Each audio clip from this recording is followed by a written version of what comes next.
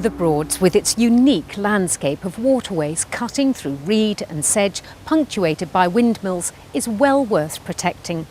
Like much of our rural landscape, this scenery has been dictated by human influence, from the cutting of the peat beds which made the original waterways to the commercial growing of reed and sedge. If this area is to thrive and remain a place where millions of people come to visit, then it must be managed sustainably so it can be handed on to the next generation. One of the things we've been doing is putting in place a series of overriding strategies and policies to guide the work of the authority, and using that also as a vehicle to make the argument to the government that we need more resources to manage this very special place. The Broads aren't a natural landscape, so they're the result of medieval peat digging. But that almost reinforces the point that they need management. If you don't manage them, they'll degrade, they'll disappear. And therefore, for both their wildlife value, but also for their use by people, they need looking after. In 2006, the Heritage Lottery Fund awarded the Broads Authority £714,000 to set up a bursary to meet specific skills shortages. The Millwrights course is a 3-year one intake programme taking 5 people from start to finish. The 5 arrived with different skills ranging from engineering to construction to conservation. Not every mill is the same, each has its own different character. And with so many mills in need of repair across the Norfolk Broads, there's plenty of work to be done. The 5 bursars built up relationships with individual mills and treated them with great respect. They are a credit to the success of the recruitment programme. There's no one with us all the time. There's no one person as our foreman. So we divide the work equally between the 5 of us. And what we'll do is in the morning we'll all sit down to discuss the work, and we'll sign down that we're all happy with the risk assessment and the method statement, and one of us will then take on the foreman's job for the day or the week, however we're doing it, which will then divide equally between the 5 of us. Tightly knit, sort of just 5 people's enough people so you can go into squads of 2 or 3 if you need to, sort of thing, but it's not so many that you never see people from one year end to the next, you know. So it's been, yeah, a really good number, and 5 well chosen people, I think. Yeah. I think we get on very well with the team because we're all bringing something different to the table. I think working with myself as a carpenter joiner, Paul as an engineer, Luke as a bricklayer, Steve as a painter decorator, and Pete coming at it from a groundworking conservation side, I think we all learn from each other very well, and we all have our own different specialist skills, but I think we all have an ability to go to somebody when we don't know what we're doing and say, I need your help on this. So I think as a team we work very closely, and we sort of combine our skills very well to achieve our goals.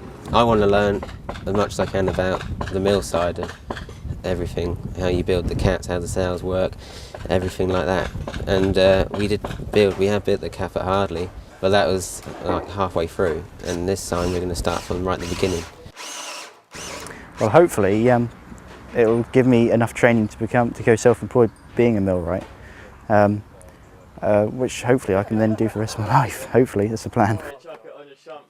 I trained as a carpenter, and I was working in general carpentry, doing kitchen fitting and general first fix, second fix carpentry. I was really interested to get into the heritage side of things, and this was sort of a foot in the door for me as far as getting into restoration and conservation building. I've been a millwright for just over 31 years now. Well, we go all different parts of the country because our firm at one time, before my time when my father was working here, we were the only millwrights left in the country. If this scheme hadn't been set up, there certainly wouldn't have been 5 young men extra learning how to repair and maintain windmills and water guns. So we can either drop this cable all the way down and bring it back up again, yeah, or Jake's going to try and which is climb up and click it off. Jake's climbing up now, so. Yeah, things are going fairly well. By 9:30, I had one on the ground, now rigging the second one up to get that down, so hopefully at the end of the day all 4 will be on the ground ready for assessment to whether they can be repaired or whether any of them need actually replacing. That's a struggle. Bar snapped here, it's right, there's a hole in it.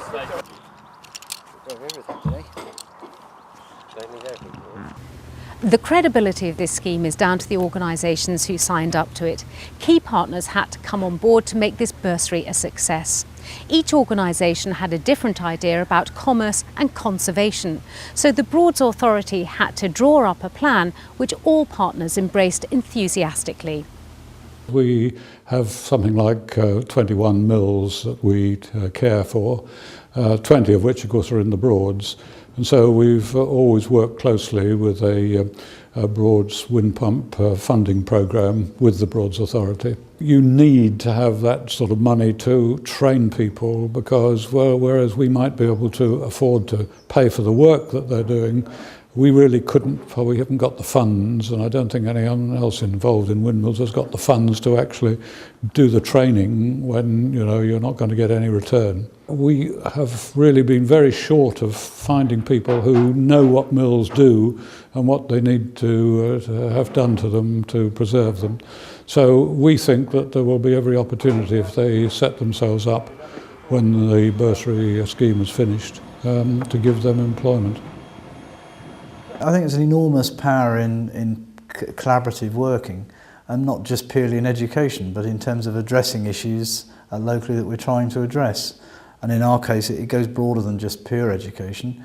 Working with the Broads Authority, that isn't just going to be about training people, it's going to be about helping them run a small business themselves, if necessary coming up with capital support arrangements, and working very much more on economic development than just learning. And I think it's quite dangerous to try and get into too small a silo with these particular things. It's about providing the skills and the wherewithal for people to achieve what the maximum they can, particularly where it then benefits our local industries and community. One of the key things about land-based industries is that they are multifaceted. There's more than one job to do. Actually, yes, you do become a warden. You have a lot of key tasks to carry out within that particular role. It's actually something that attracts people into the industries because it makes the jobs very interesting as well as being very fulfilling, which, let's just say there are some jobs out there these days which aren't as good as that. So we do have a need for this. We can find the people to do it, and there are some jobs out there for them when they're finished. I think what it's recognised is that it's a very specialist field, so it's difficult to get mainstream funding for it. And if this first project is to be of any real worth, actually some more funding for maybe a 5-year plan would be far better, so we can train a key number of people who can maintain parts of this industry over quite a few years in the future.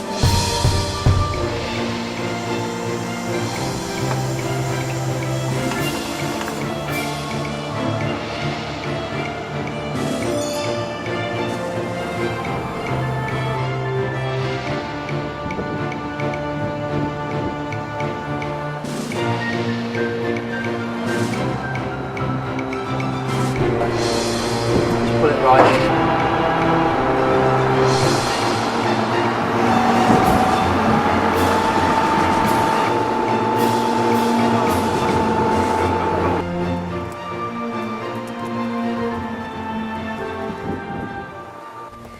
The experience of delivering the Heritage Lottery-funded bursary means the Broads Authority is in a prime position to deliver new projects. The management and partnership structures which have already been set up can easily be expanded to provide wider and more sustainable projects. This means the Broads Authority will be able to achieve its vision for the landscape, the local economy and local communities. Not a bad thing in these uncertain times.